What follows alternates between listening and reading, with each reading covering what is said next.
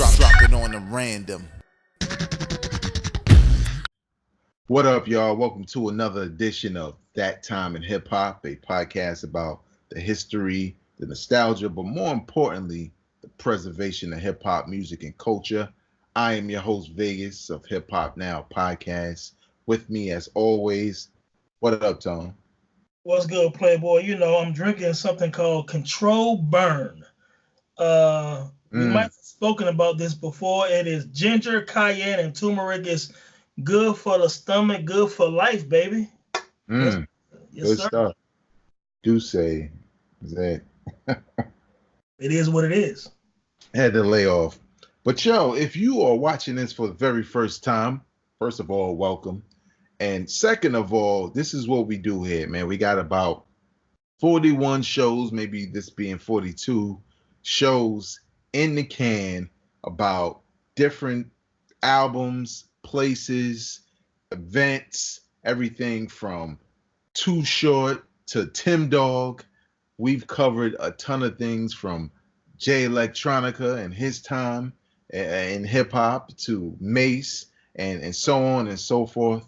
And it's really a show about remembering these albums, these events, these artists, these movers and shakers, the different things that happened during the time when they were large, some history, some rumors, some speculation, and our perspective on the whole idea of whatever the topic is. And, you know, the best way for you to show your support for us is not only to watch it, but if you like it, subscribe and hit that like button. It's also available in audio form. All you got to do is on your favorite podcasting app, search Hip Hop Now Podcast.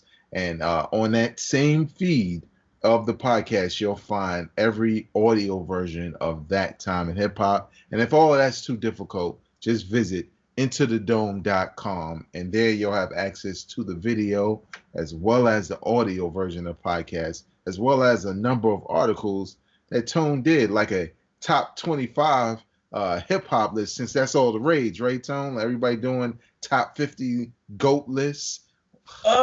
Yeah, man, that's the wave right now, as the young kids say. Yeah, man, it's annoying as hell. It's like people discovered that there were other rappers, and now they're gonna make a list about them. Right. Not even go to a show to support them, but let's keep it buck, you know. But let's get into what we like to do on this show. It's called This Week in Hip Hop History. And This Week in Hip Hop History on August 4th, I believe, 1998, Snoop Dogg, no longer Snoop Doggy Dogg, released his third solo album. The Game Is To Be Not To Be Told. First album on No Limit Records. First album without well, not first album without Dr. Dre, but first album without Death Row as a backing. This is a new Snoop, changed his name from Snoop Doggy Dogg to Snoop Dogg. Now he's with No Limit and Master P, who are big in 1998. Tone, when Snoop signed the deal with No Limit and dropped the album, what was your thought about the signing and the album? You know what? We had heard a lot of rumors about the way Suge Knight was doing business. We also knew Dr. Dre had already dipped. He had really mentally checked out years before that. So I was like, you know what? You know, bad business with Death Row and all the stuff going on. You know, Pac dead, and they just kind of all over the place at Death Row. Snoop needed some release, man. So, you know, Master P took care of that and met with Suge and bought him out. And so I wasn't mad about that, but I was concerned about, like, okay, without Dr. Dre, without Daz Dillinger, without, you know, some of the guys that they worked with over the years, how would Snoop, you know what I'm saying, do as an artist away from Death Row, away from his mentor and Dr. Dre and the DOC, you know what I'm saying? So I was like, you know, I respect Master P, and I like the vibe that Master P and his No Limit crew is doing, but Snoop Dogg with them, you know, I'm used to hearing him over Dr. Dre over some Parliament Funkadelic. You know what I'm saying? So I was like, I'm a little nervous, man. So needless to say, I didn't really love the album, I think he had a single called Wolf or something like that, and a Gin and Juice Part 2, and a couple of other joints. Now, to me, it was kind of all over the place, but he sounded happy. He sounded free. You know what I'm saying? I know that Master P has been said that he does great business with his artists. He makes sure everyone's taken care of. He don't try to take people masters or nothing like that. So Snoop was happy. You know what I'm saying? So you can hear the happiness, and he had a lot of different No Limit guys on the album. He was feeling good, even though I didn't think the music was that dope. But you can see that the dude had a peace of mind. Sometimes you go through a transition to get a peace of mind, and then you'll eventually go back to what he did when years later when he ended up doing a Blue Carpet and other dope albums and stuff with Pharrell. He got back and found himself. But I'm not mad at the transition, man. So I didn't love the album. I didn't think it was dope, but I respected Snoop for what he did, man, and you can't really be mad at him. It's still sold records. He still was a big name in hip hop, and when it was time for him to leave, Master P let him go without any problems, and they're still friends to this day, man. So, but I thought it was a decent effort given the circumstances, man. What about you? Well, yeah, man, I didn't really like that album at all.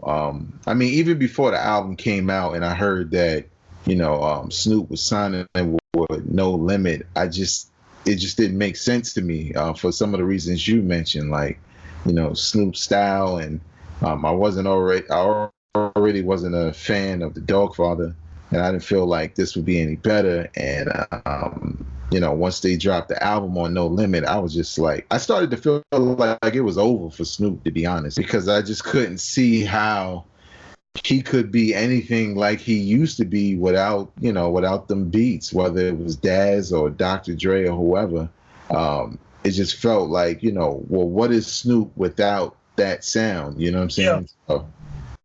So it was, I was disappointed in the move. I was disappointed in the album. I think seeing the cover really drove it home. Like, oh man, they even gave Snoop the bootleg cover.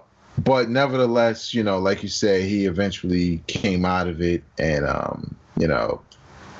wound up making some really dope albums later on, even on No Limit. So at least it didn't all crash and burn after that third album. But if you're watching right now, what did you think about Snoop's first album on No Limit Records? Did you like it? Did you like the move? Did you think Snoop was done?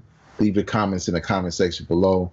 But now we're going to get into the part of the show where we talk about the main topic at hand. And this is a very hot button topic today because of some comments that Jermaine Dupri made that some people took offense to. But we're going to take it back to when it really kind of kicked up for real. And, but let's just get right into it. I don't want to say anything just yet. But Tone, tell the people what we're here to talk about. Look, man, today we're here to talk about that time in hip hop when Lil' Kim and Foxy Brown brought sex appeal into the scope of hip hop. Now, listen, this has layers. When we think about how the culture actually shifted when Lil' Kim and Foxy Brown became famous MCs in the 96 era. Because prior to that, the way women were projected in hip hop was totally different. So let's go down memory lane for context real quick. The early era of hip hop, you had Funky 4+1 and things of that nature. Then you had Roxanne Shante, who became the first pretty much famous female MC, and she was famous for battling. So at 14, 15 years old, Roxanne Shante from Queensbridge was battling grown men, UTFO and whoever else decided to step to Shante. She even got a response. She got dissed by KRS-One on The Bridge Is Over. So this is how females were. Right after that, you had the rise of, Salt and Pepper. Oh, yeah, they wasn't hardcore MCs, and they had a smooth, sexy style, but it wasn't any kind of over the top. It kind of had some dignity to their rhymes. Even when they had, let's talk about sex and stuff like that, it was done in a grown conversation type of way. You know, you had the MC Light, who was a b-boy. You know, then you had Queen Latifah, who was a b-boy, but she talked about UNITY and Just Another Day, and Ladies First with Moni Love. So that's the way hip hop was at that time with the females. Either they were b-boys, b-girls rather, saying equivalent to the b-boys, or they were real conscious and really about like representing women in that more respectable way. Now, in comes Little Kim first. She dropped right before Foxy Brown. Actually, her debut album dropped a week before, Hardcore dropped a week before L99. We'll get into all of that. So all of this was kind of set up at the same time. But prior to that, in '95, you had Little Kim with the Junior Mafia. So you can say Biggie created Little Kim. He wrote a lot of her stuff. Yes, later on down the line, Lil' Kim did write rhymes, but at first, Biggie created her like Frankenstein. You know what I'm saying? So he created a female version of himself, which has changed hip-hop for the last 24, 25 years. Yeah. I get into that a little bit more as well, but again, this is just context vague.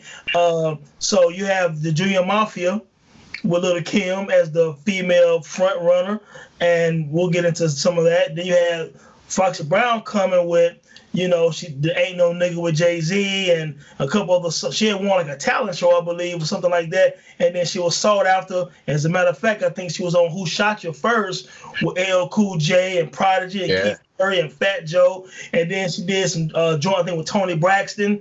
And then she was called upon to do that Another Professor soundtrack song, Ain't No Nigga with Jay-Z, ended up being on Reasonable Doubt. So Kim and Foxy was bubbling at the same time, and at that time they were rhyming with the dopest MCs, but it got more vocal vague.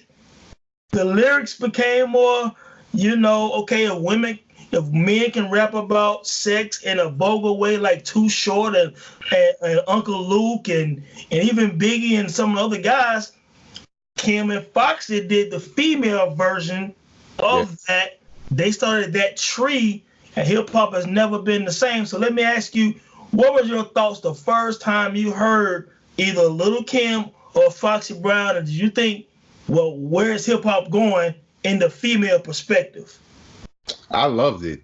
You know what I'm saying? Because I didn't see why not. Like, obviously, women have what they think about, and some of them think just like we think, you know what I'm saying? And it wasn't done to that extent in the past. Like, sure, there was some MC Light records, and there was some Queen Latifah records and some Salt and Pepper records, but you know what I'm saying, that kind of dealt with the female perspective in a relationship, but it was typically like a relationship. It wasn't misogynistic, like, right. So when I first heard like Little Kim rapping the way she was, and it put her in a position of power, in her rhymes when she talked about it. Because like, when you just talking about relationships and breaking up with somebody and saying, Sam hit the road, Jack, like that, for a male, that could just be a point of view. You know what I'm saying? I don't care if you break up with me. It could be something like that. But when you are rhyming from a more dominant standpoint in the way that the men do, Little Kim and Foxy had a lot of male fans. Like, and it wasn't just the sex appeal. It was the bars along with what they talked about. For example, Biggie did Dreams, and Lil' Kim had her version of Dreams. And you talk about Biggie joint being dope, but we've heard rappers talk about who they would fuck a million times. You know what I'm saying? But now here you have somebody like Lil' Kim doing the female version of it, talking about all the male R&B singers. And I just thought it was dope because it was like, why not? You know what I'm saying? Yeah. Yeah. No doubt, because, we always talk about equality, you know what I'm saying? So if you're saying that the guys can rap the way they want to, and we already know, like I said, how a lot of the male artists were rhyming. You know, when Lil Kim, when that Junior Mafia album came out like in '95, and you had like Need You Tonight and Players Anthem and and Get Money remix. I mean, she was spitting. So at the end of the day, people was like, you know what? Yes, her rhymes are edgy, but for the fellas, we didn't mind because hip hop on one end, we had the conscious rap, and then we had the radio friendly rap, and then we had the joints for the streets and the more sexually like charged rhymes. So we wasn't mad at Lil Kim. We were like, oh, shorty dope. You know what I'm saying? She had a dope flow. She had a dope voice. She had a dope little look. You know what I'm saying? And then when Foxy came, we was like, okay, little chocolate honey. She got a dope voice, Brooklyn style, Brooklyn flavor.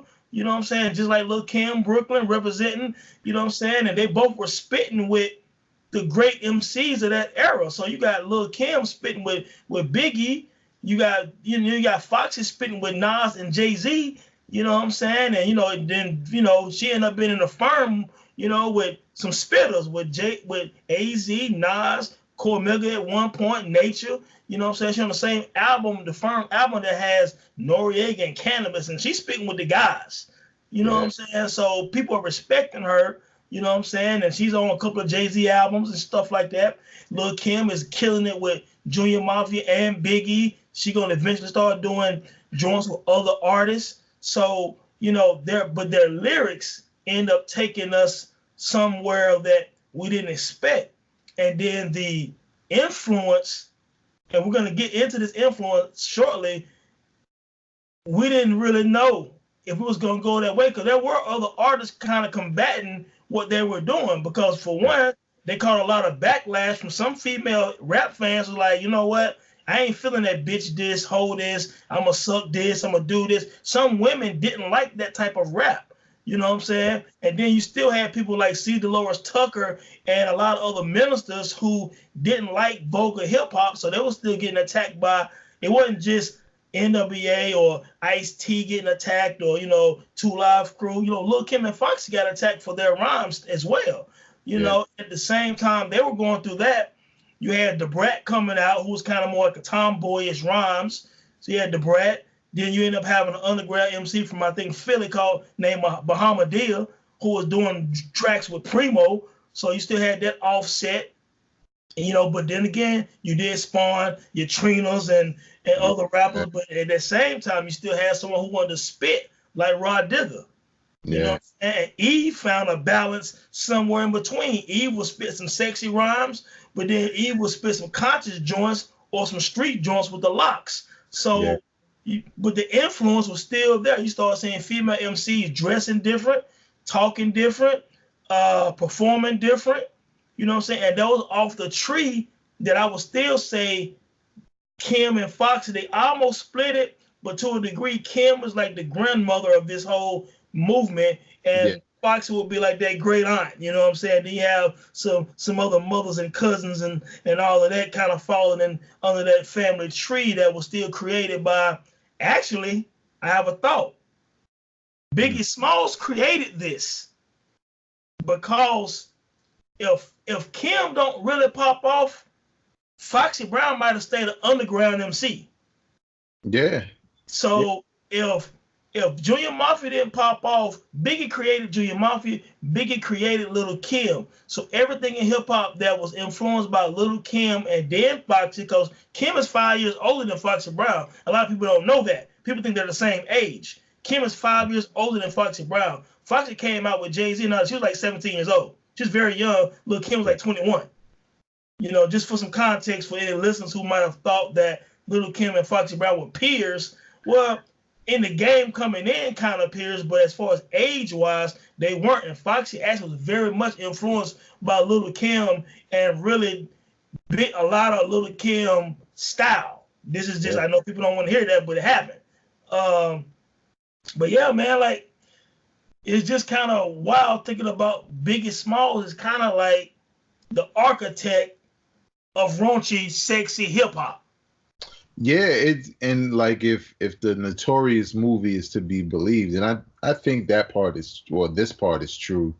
Lil Kim was trying to rap like women who were accepted before that, like Nikki D and rappers like that, where and MC Light and Queen Latifah, where you had to have the skill, you had to kind of rap like a dude, you know what I'm saying? You had to be aggressive. And Biggie's suggestion was for her, she could still be aggressive, but from a sexual standpoint, like, you know, empowering her sexuality as a woman. And, you know, at first, obviously, nobody, you know, we weren't used to it. We wasn't used to seeing somebody in a fur coat and with just panties and a bra on rapping like that. You know what I'm saying? It wasn't like wasn't saying anything. She had bars. I mean, there's some things that she said, like, you know, I'm drinking babies, like, you know what I'm saying? Like, Right. you know what I'm saying? Where you just like, oh, wow, you know what I'm saying? But it's also still bars, you know what I'm saying? Sure, it is raunchy. I remember being in the club in the mid 90s and Lil Kim verse, and I don't want to really repeat the verse, but I'll give you just the beginning of what she said. Just being in the club and hearing her voice, I used to be scared of her. Lips to the handle it like a real. And I remember all the women in the club. I'm talking about some of these were like end up being future female doctors and nurses singing these verses. You feel me? And I'm like, and just the hypeness. And I used to be, and it was just bananas, man. And even to this day, when I go back to like, it's our annual, what I'm saying, homecomings and stuff like that, women my age who, and I'm 44, women my age who are professional and whatever, they get back in that party mode and they do the old school set and they throw Lil Kim on and they reciting them rhymes by Lil Kim. Yeah. You know what I'm saying? Like, yes, indeed.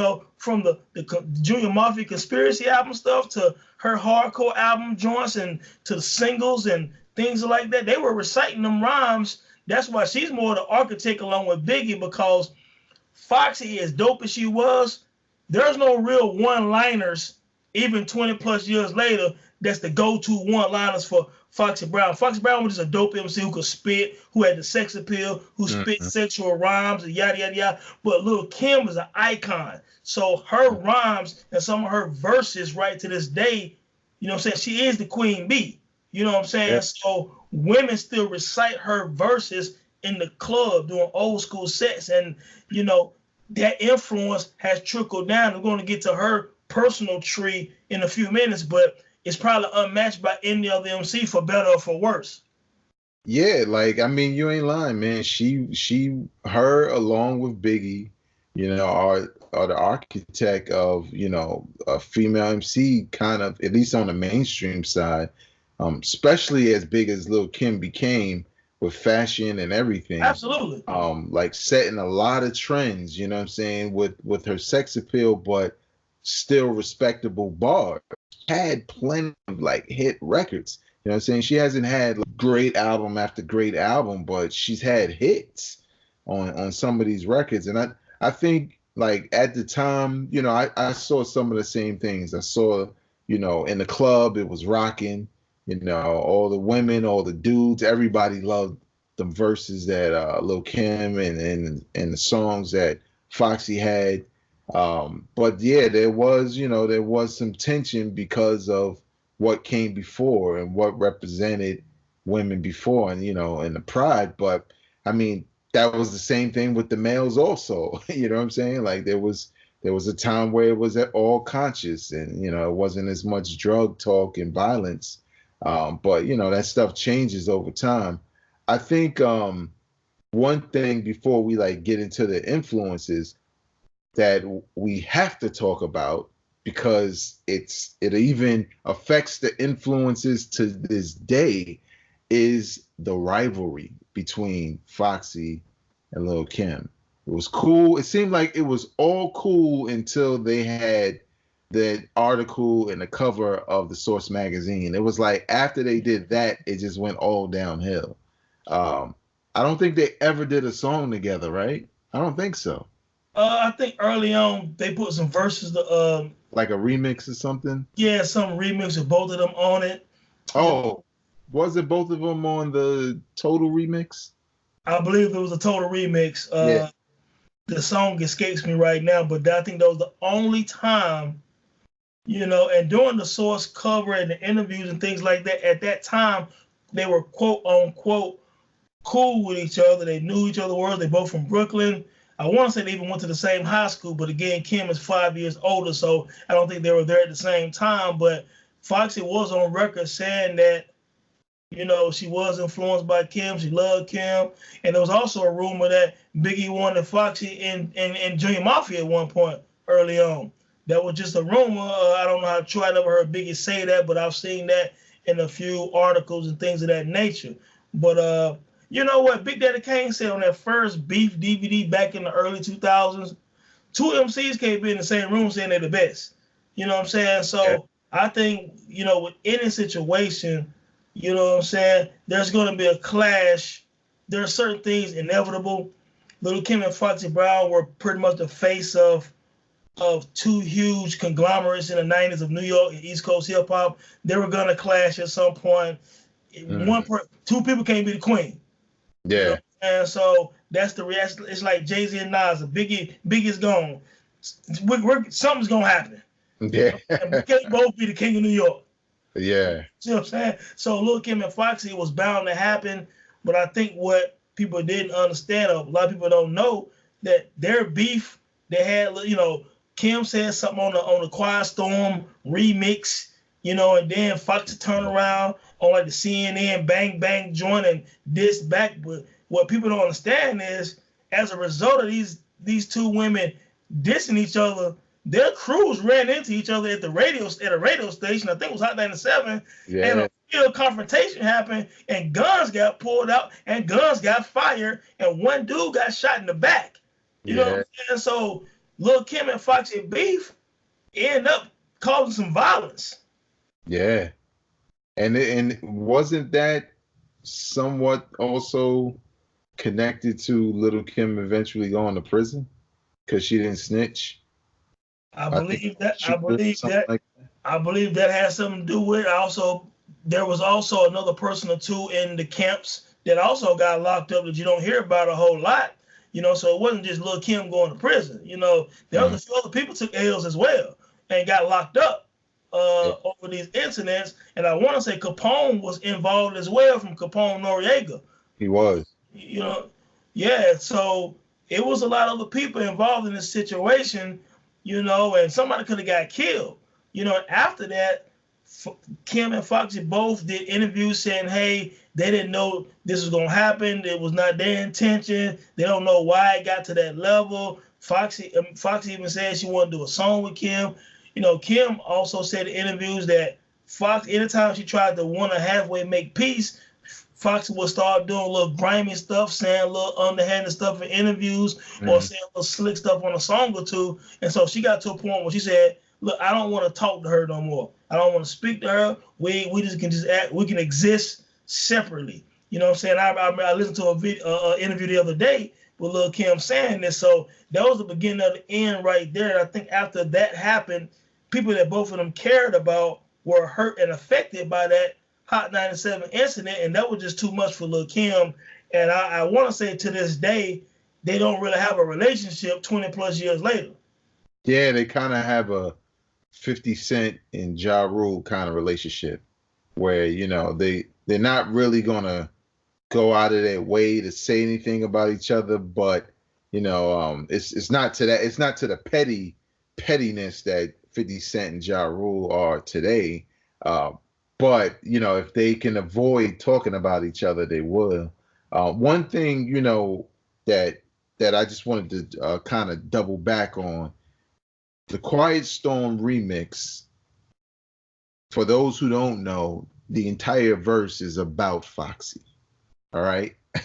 Some people who didn't know, a lot of hip-hop fans knew, because they had kind of been throwing subliminals, and we kind of knew there was a little beef between those two here and there. And same thing with the response, Foxy Brown on Capone Noriega's album on the track Bang Bang. And Foxy kind of was taking it there because she also somewhat took a shot at Mobb Deep. because Kim did this verse about her on Mobb Deep's record. Foxy felt some kind of way. Now, as far as bar for bar, obviously, Little Kim was on the better record overall. Probably had the better verse, but don't sleep. That Foxy joint is a nice rebuttal. It is a really nice rebuttal, especially for the time. Because I listened to it recently and remembering stuff like when we all found out that Little Kim was in the hospital, getting her stomach pumped uh, because she had semen in her stomach. Foxy makes reference to that in the Bang Bang joint. And those are sometimes in battles, those are the bars that sting the most. You know what I'm saying? Yeah, man. Like, don't get it twisted. For anyone listening, Foxy Brown's wrong. Yeah. And like at her apex, Foxy is a true Brooklyn MC. You know what I'm saying? Like she got the dope voice, the dope verses, flow. You know what I'm saying? She's a doper probably battle rapper than Lil' Kim. She's probably a doper MC, but not a doper artist. A lot of people get that twisted. Like you can say Pusha T a doper MC than Drake, but Drake a doper artist. You know what I'm saying? So Lil' Kim can make a doper song, have a doper impact with a one-liner and an opening verse or something like that. But if you listen to an entire song or album, you'll probably hear Foxy maybe a little more superior if we're talking just MCing. Yeah. You know what I'm saying? So, when Foxy's on these firm songs, I don't see Kim going back and forth on a bunch of firm songs with AZ and Nas and all of them like Foxy did. I don't see her do that. I think she's better fit sidekicking with Biggie or overshadowing Lil C's. There ain't no diss. It's just that she's doper than Lil C's. So she can shine like that, and it worked for Junior Mafia and it worked for Kim. Foxy is a spitter. You know what I'm saying? So even though she was spitting vulgar rhymes, she was really, really spitting. And I think that's the reason why her impact after during those time and after that was nothing like Lil' Kim. You know what I'm saying? They both had a little sex appeal, but Foxy fit more when you think about her follow-up album, mixtape joints, and things like that. She spit more like a dude to me. So eventually her influence kind of stopped, but Lil' Kim influence translated on down to you getting the Nicki Minaj who really pretty much wanted to be Lil' Kim from the album cover to the fashion and style and everything. And if you don't have Lil' Kim, you don't have Nicki Minaj. Then you have Cardi B. Then you have just Megan Thee Stallion. Then you have a host of other female MCs who rhyme like them, who has that sexual look, who's vulgar and stuff. That's all from the tree of Lil' Kim. Yeah. Not Foxy, Lil' Kim. Yeah. Even Trina, the baddest bitch. Remember, that's Trina. That comes on the coattails of Lil' Kim. Yeah. You know what I'm saying? Foxy she might have the raunchy kind of style, but she's still even though she still has the Kim influence in her, she also reminds me again of some of the earlier female MCs who were just rapping. Yeah. It's just that her subject matter was different. Yeah, if she had a disciple, it might be closer to Remy Ma. You know what I'm saying? Who's a spitter, but she still flaunts the sex appeal, just not to the extent that Lil' Kim was. Because also, like Tone said, I mean, you can get hypnotized by new stuff all you want, but Lil' Kim was talking that Barbie stuff a long time ago. Like, you know what I'm saying? Back in the 90s, she, unfortunately, we see what it led to as far as her appearance with the plastic surgery and all of that. But as far as the whole Barbie stuff and like Nicki Minaj's promotional push, it was basically like the same way Biggie created the blueprint that was Lil' Kim. Lil Wayne was like, "You should bring this back because I swear they did everything. Their whole campaign of Nicki Minaj coming out was all Lil Kim." You know what I'm It was saying? all Little Kim. It was recreating. It was Yeah. recreating Junior Mafia basically with Cash Money. You know Mm, what I'm saying? It was the same thing. She had the same style. She rapped about the same thing. These are facts. So whatever. Well, and again, earlier on, Nicki Minaj did say she loved Lil Kim and Lil Kim was the queen and all. This is before she really, really blew up. She pretty much said that was her influence, and everyone knows this anyway. yeah. You know what I mean? So that's not really, whatever. But now, if Nicki Minaj didn't become this huge sex symbol and huge star, and if that style of hip hop would have played out pre Nicki Minaj, that you don't have a Cardi B, a Megan Thee Stallion, or none of these girls right now. Exactly. You don't have none of that style would have disappeared if Nicki Minaj wasn't able to mimic Little Kim, be sexy enough to really pop off, make some catchy songs, and is pushed by Young Money. If that would have flopped, because Nicki Minaj didn't start off rapping the way she rapped now. She's a New York chick as well, and she rapped a little bit different. And Mm, then she became more sexually charged with her rhymes. She really, really blew up. If she would have flopped, if that would never have worked, the female MCs right now would be probably more on the umbrella or tree of the Rod Diggers and Jean Grays, and even now with Rhapsody, you wouldn't have had that other balance, what I'm saying, like you have right now. You would have probably had a bunch of underground female MCs. You might not even have 3D Nati, you know what I'm saying? Because she can yeah. rhyme like hell and she's sexy. You know what I'm saying? So Yeah. without Nicki Minaj biting Kim, you don't have none of this. And you don't have none of this if Kim couldn't have continued her career after Biggie died. And she absolutely continued her career when Biggie was gone. She still Yeah. had big singles. She still had that La Bella Mafia album. She still had Put Your Lighters Up and all of these other.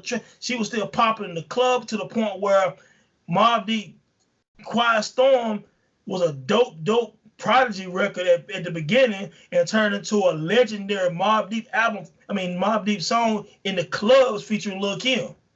Yeah. And the crazy thing is it felt like there was a gap there because Foxy started to fizzle. She had some later hits like BK Anthem and stuff like that. Then she had a really dope album that got shelved that would have came out. I think it would have extended her career a little bit more. It was Il Nana Part Two. Yeah, Um, and Lil Kim got locked up, and it was kind of like female MCs in the mainstream just went away yeah. until Nicki Minaj came out and brought that feeling of Little Kim back. Um, and and then people started to just look for other female MCs. And like you said, man, it's interesting because it's like you would think that okay, with Lauryn Hill, Rod Digger, when they came out, even though Kim was still popping and so was Foxy, you would think that okay, well maybe Kim and Foxy aren't what they used to be, but we have these artists. But it was kind of like it got really stale and it was only about the dudes on a mainstream level. And like you had to search for Jean Grey. Like you said, it was underground. But Nicki Minaj and even Cardi B to a certain extent kind of helped put and Remy Ma put a spotlight back on the female MCs because now it started to feel like okay, there can be more than one. You know what I'm saying? Because it felt like for a minute it could only be Nicki Minaj, but then it turns out now we have all these other MCs. Now this is the thing that I want to ask you, Tone. So Jermaine Dupri, and I didn't watch the whole video. I just know the basis of what he said. Gave her a critique of, and kind of generalized, but gave her a critique of female MCs today, and he basically said they were strippers because he felt like there was no creativity, there was no songwriting, there was no bars. It was only look half naked, twerk in the video, and become a star. Now, knowing the landscape of female MCs, and and I think Cardi B had a very dope response to that. In short, basically saying this is what people want. When she was trying to rap about something, she was unsuccessful until she started rapping about stuff like this. And also pointing out the fact that he left out or ignored, that Rhapsody exists and stuff like that. But what do you think about today's landscape as it relates to the female MCs and whether or not it is out of control when you look at Megan Thee Stallion and Nicki Minaj and basically them just being ass naked in every video? You know what? I think first, let me say, in Jermaine Dupri's defense, him being a owner of a label, when he came out, he was all about artist development. So Jermaine Dupri is from the old school. His dad was an executive in music, and he's been around. He's the dance for Houdini, man. He's been around forever. So he molded Criss Cross. He molded the Brat. He molded Usher even. You know what I mean? And all these different artists who he worked with them, getting the singles and getting the performances and getting the tours and getting, so by the time they was, released to the masses, they were true artists. They had to pay dues. And I think to a degree, he said, okay, now all you got to do is just show some body and say something raunchy. You get on YouTube or you get on Instagram, you do this, you do that, you get on Love and Hip Hop or whatever, and all of a sudden you're a star, but you're really not an MC. You know what I'm saying? So he's from the era of the Brat could really rap. So if you go back and listen to Functified and some of that, she was tomboyish, so she wasn't all about just sex. She was really spitting. So he's from that era. He's our age or a little older, so he's from the MC Light, the Queen Latifah, Mona Love, all of that. And those artists, those females, they paid dues and released a lot of work and then got noticed. You know what I mean? And it was no overnight success for the MC Lights and the Latifahs, and even moving on up to Rod Digger and even Lauryn Hill. I mean, when Fugees first came out and they had like vocab and all that, they weren't famous. You know what I'm saying? Lauryn Hill paid her dues. Lauryn Hill used to get in ciphers and rhyme with dudes. You know what I'm saying? So seeing her doing that, going through the score of the Miseducation, Jermaine Dupri was spoiled by seeing so many females put a lot of work in. Even Lil Kim and Foxy, they had to put a lot of work in. That's a lot of pressure when you're doing tracks with Jay-Z and Nas and Biggie and and AZ and Mega and all these people. So they put a lot of work in. He probably feel like now it's just kind of stripper hip hop and you're just shaking your ass with no other content at all. Because even some of those MCs back then, even with Kim and Foxy, they still would drop some jewels every now and then. And he's probably thinking, I don't hear no jewels right now. I just see titties and ass. You know what I'm saying? So, and then, Cardi B really being from Love and Hip Hop and used to be a stripper, it's kind of a direct shot at her without even saying her name. That's why she was the first very famous person to kind of, bounce back and say, hey, this is what I do because this is what people like. But by the way, have you heard of this person? Have you heard of Raps? Have you heard of this? And she talked about all of them on her IG and told people to follow them and support them. So I appreciate Cardi for that because she could have blew it all off. You know what I'm saying? It's kind of like what KRS once said, hey, I wouldn't even have no career if MC Shan would have just ignored me. You know what I'm saying? Like, so Cardi didn't ignore it. She heard Jermaine Dupri out and then said, how about this? Well, if you don't want to rock with me, listen to all these females. These girls can all rap. You know what I'm saying? So I think she had the perfect rebuttal, but I do see what Jermaine Dupri was saying. I did see the interview. He probably should have explained it and broke it down a little bit more. But I get what he was saying, but some people kind of jumped the gun and think he's dissing female hip hop, and that's not what he was doing. Yeah, I didn't think that either. Because, again, we're talking about Jermaine Dupri. We did a whole show on him. He knows what he's talking about. Yeah, absolutely. And you should know, if you know music, you should know him, and you should know if he says something like that, even if he needed to explain it a little bit more, that you know where that's coming from. That's coming from a place of having done it. You know what I'm saying? Having experienced it. And I kind of agree with him, you know what I'm saying? Because it's difficult to to get excited about a Nicki Minaj record when it was clearly a clone of someone who came before. You know what I'm saying? It's difficult to get excited about somebody who's, changed their whole body and turned their whole existence into sex appeal and forgot, what it was like when they were back in NY just spitting on mixtapes, because she was very capable of doing so. In the case of somebody like Cardi B, I was checking out her music before she blew up, you know what I'm saying? Just to see what it sounded like. I knew she was on Love and Hip Hop. Talk about the Cardi B that was missing a tooth, for those fans who really know. And I thought her music was trash, you know what I'm saying? But I think people like her, you know what I'm saying? And then there's the added fact that she used to be a stripper. So, when you watch the videos, that's all you're going to see. Same thing with Megan Thee Stallion. Like, I'm seeing everybody talking about her. I click on the video. Not only does she have on the stereotypical stripper outfit, and almost every video I see her in, it just looks like that's all it is. Because when you get to the bars, what's really being said? The same thing is being said over and over again in the most basic way.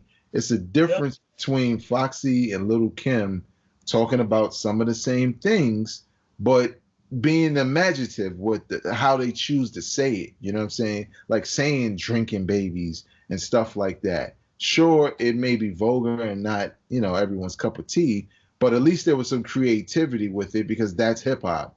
But some of this is just straight up statements, and it appears like it's just a bunch of strippers. But that's not all there is. Hey, you know what? Let me pick it back real quick. In somebody like Cardi B, for example, and she's from the trio Lil Kim as well, and Nicki and all that. In her defense, Lil Kim was, again, she was around dope MCs, so was Foxy. Even Nicki Minaj, when she first came out and signed with Young Money, she was still around Lil Wayne, Mixtape Wayne, and Drake, and a couple other people who can really rap. Whether you like them or not, they can rap. So she had one up. That's why her having a verse like that on Monster and stuff like that, she's been around dope MCs. So it's going to rub off on her some. Cardi B hasn't had the luxury. That's like saying, if for the last 4 or 5 years, Cardi B, on a monthly basis was around J. Cole or Kendrick Lamar all the time. There's going to be some projects and some songs that's going to probably go deeper than the surface level stuff that she's spit all over the last couple of years of her career. You know what I mean? So I kind of take that kind of with a grain of salt, because she's not around in her camp. She doesn't have Kendrick Lamar and Ab-Soul. Well, I can agree with that, but only because we talk about the record business. You have handlers, you have managers. They can go get you somebody. You know what I'm saying? Like, they can put somebody in your camp who could spit. Same way, like with Lil Wayne. I know Wayne fans don't like to hear this, but when Lil Wayne, when he started his Carter series, he had a spitter and Gilly around, to kind of help guide him. I get it. I get what Jermaine and people are trying to say. I'm not really upset at the state of like the female hip hop, because I think as of right now there is some good balance. You see Cardi and Nicki doing their own thing, but you still see Remy Ma whenever she went around. Rhapsody's on the rise right now. I mean, she just did a video, and in her video she had Roxanne Shante and Mary J. Blige in it. She had the Jizzer doing a verse with her. You know what I'm saying? So she's getting a lot of press right now, and rumor has it that this Eve album that's coming out on the 23rd is something very special. I had somebody hit me up the other night and said, listen, bro, I cannot wait for you to hear it. You know what I'm saying? Because it's a game changer. And I said, really? He said, if you thought Layla's Wisdom was dope, if you thought that had some impact and a lot of people start respecting her more during that time 2 years ago or whatever, when this Eve drop, she's going to be a superstar after that. I said, okay. You know what I'm saying? So there's room for other MCs, man, on the female tip in this game, man. So we'll see how it works. But what Lil Kim and Foxy did, and especially Lil Kim, is they open the doors for, let me say this. I had another thought because my wife called me the other day. I think I told you this before the show started tonight. And she was like, you guys ought to do a show on Kim and Foxy and how they changed hip hop and how they changed pop culture and all this stuff. And before that, people was rapping like Monie Love and shit. That's what my wife said. It was the funniest thing when she said that because it came out of left field because she's not a hip hop head, but she knows she's married to one. You know what I'm saying? So she called me on the highway just to shoot the shit with me, and that came up. And I said, well, by the way, we are doing a show on Kim and Foxy. But then we was talking. I said, you know what? Without Lil Kim's tree of influence, maybe we never got love in hip hop. You know, that changes the whole culture. If Lil Kim never became famous, and Foxy never blew up, and the whole everything they influenced, maybe Lauryn Hill style would have continued on until the 2000s. If that would have happened, you don't have a Cardi B at all. You don't have a Nicki Minaj at all, and you don't have Love and Hip Hop because all these aspiring female rappers on Love and Hip Hop, some of them are strippers, some of them are this, some of them are that. You don't even have that interest because there's no one to, to kind of like reference. There's no Nicki Minaj and Cardi B. Cardi B would never been on the show because who's the reference?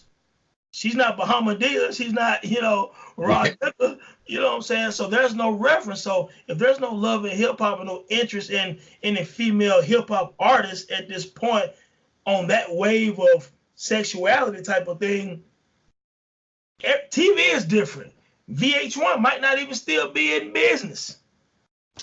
Yeah. Well, I think Cops has something to say about that, because sometimes I forget. I'm like, damn, you know what? Cops was the first reality show. Like sometimes you know what I'm saying? Sometimes you think about, but I agree, because when you think about it, like Lil' Kim, when she first came out, it was just like, oh, well, she's the female MC in the crew. But they did a lot of things with her fashion wise and in her image to make her stand out from the fellas, to bring her up actually and empower next to the fellas, next to Biggie, to be like almost an equal. And in a lot of cases, she also, when Biggie was gone, went beyond that again with the fashion world, things like, what was that, the VH1 Awards, where she showed up and she had the top with the one breast out. You know what I'm saying? Like just different things, the colorful wigs. Yeah. You see that DNA, like you said. There was a time where you couldn't, like, pretty, and there's no disrespect to any female MC, but like the real Roxanne wasn't a rapper. She was just a pretty girl. You know what I'm saying? But Roxanne Shante looked like she lived in your neighborhood. You know what I'm saying? And usually those in, the Nikki D's and the Heather B's, they looked like they could spit. They didn't look like, they were the prissy, wear pink, long fingernails, change my wigs type of MCs. Even though, obviously the brat is very pretty, but she was like a tomboy. Yeah. So like Lil' Kim and Foxy, to a certain extent, kind of made it so the pretty girls could spit too. You know what I'm saying? They didn't have to be rough and wear baggy jeans and mimic the guys to a T, and from the way they look to the way they sound. And that's the other thing too, I think, that all of them do, especially Lil' Kim and Foxy. They don't sound the same when they talk versus when they rap. That's true. You know what I'm saying? Like Cardi B sounds the same. I think that's why people like her. It's her. It's real. And Nicki Minaj is somewhere in between. But and Remy Ma, she raps the way she talks. But Lil' Kim and Foxy have totally different voices from the way they spit, and I think that was they really do. You know what I'm saying? Like they were sexy, they looked like the pretty girl, but when it was time for them to spit, you was just like, damn, that's why that Quiet Storm remix was so crazy, man, because it was the Lil' Kim we knew. But definitely a dope time in hip hop. What do y'all think? You know what I'm saying? If you were old enough to be around during the Lil' Kim and Foxy days when they were coming up, What did you think of them as artists? Did you think they were going too far? What do you think about Jermaine Dupri's comments? And what do you think about the state of female MCs today? You know what I'm saying? Is it worse? Is it better? Is it the same? Leave your comments in the comment section below. We'd love to hear from y'all. But now we get to the point in the show where we basically give you something or recommend something you should go back and listen to. And my recommendation goes back to the year 1992. It's the sophomore album from the group X Clan, who was known for having some really dope beats and Brother J having some dope rhymes and conscious lyrics. They were kind of like NWA and Public Enemy mixed together in some ways, you know what I'm saying? Just like a conglomerate. But a very dope album in Exodus. And honestly, I bought this album in 1992 around the time my cousin Will passed, rest in peace. And I remember I was playing it like every day. And, there's not like there's songs on there specifically that draw a connection between what happened with him getting murdered at the time. But for me personally, it was something where you remember where, with certain albums, you just remember where you were and what you were doing.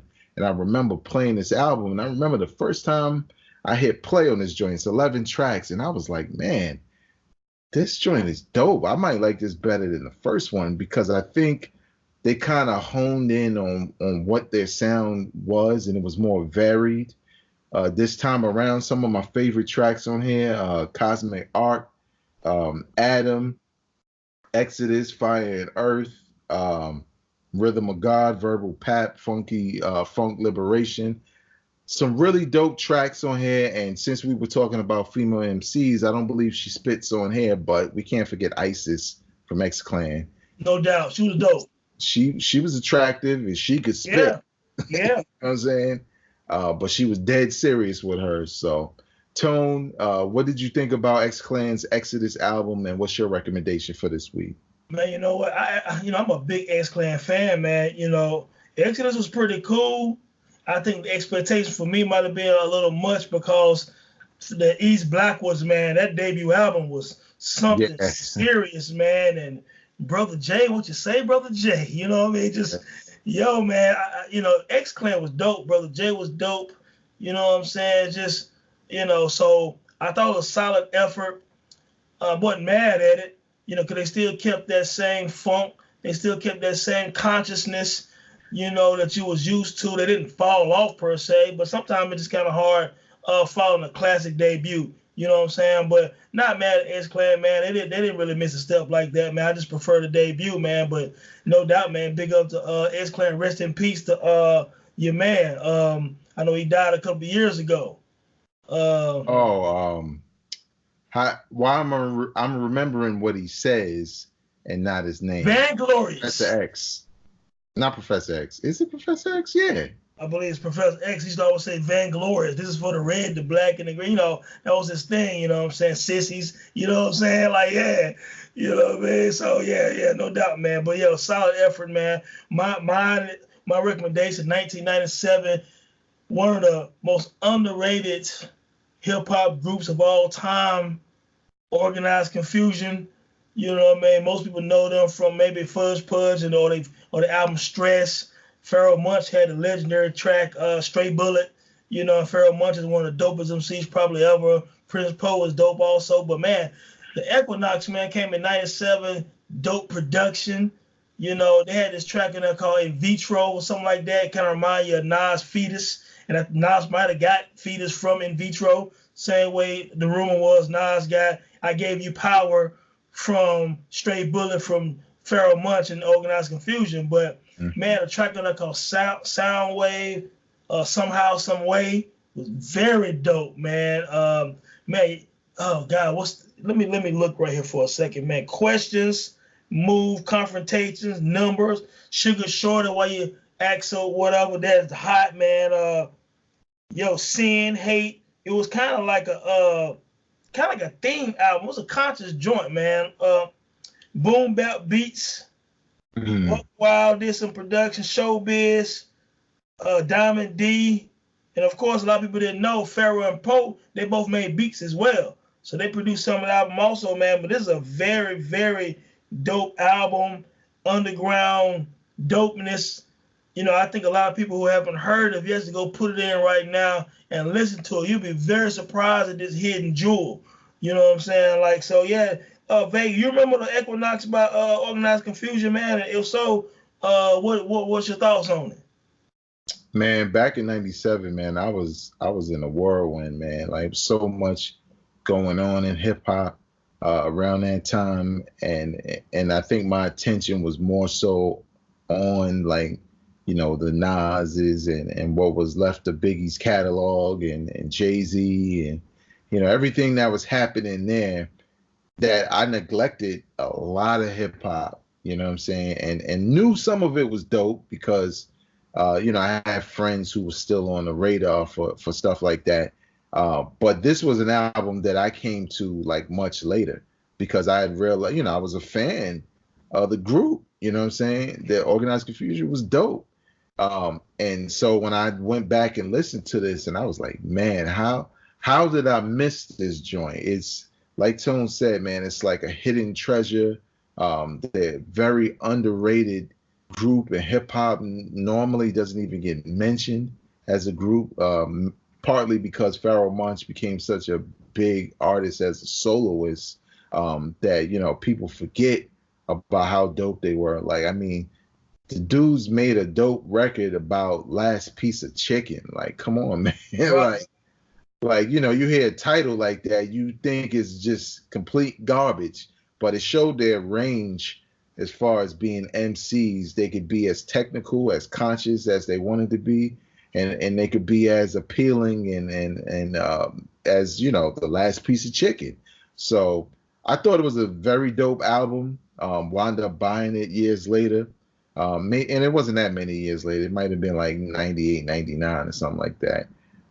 But yeah, man, definitely recommend going back to that, because both albums, when you think about it, are coming from two groups who kind of get forgotten in hip hop, except for those of us that were around that, you know, cherish these albums. So go check both of those out. You know what I'm saying? Equinox by Organized Confusion and X-Clan's Exodus. Two dope albums, conscious, beats, rhymes, perfect for any hip hop head. We hope you enjoyed the program. If you enjoyed it and you wound up watching other videos, hit that subscribe button. If you like it, show your love by liking it, because the likes do count towards something.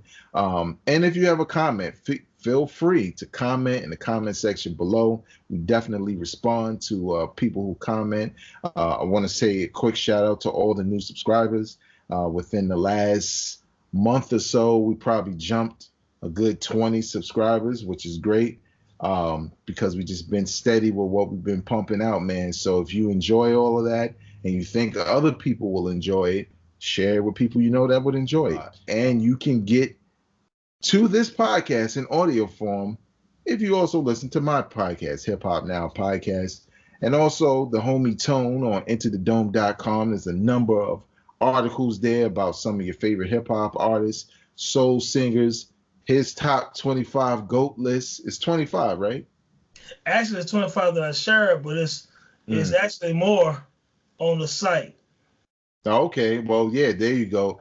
And it'll be a credible list, unlike what we've been looking at online. You can just visit IntoTheDome.com, hang out there, share it with people you know would enjoy that kind of content as well. Until next time, y'all, go out and support real hip hop. Peace. Peace. Drop it on the random.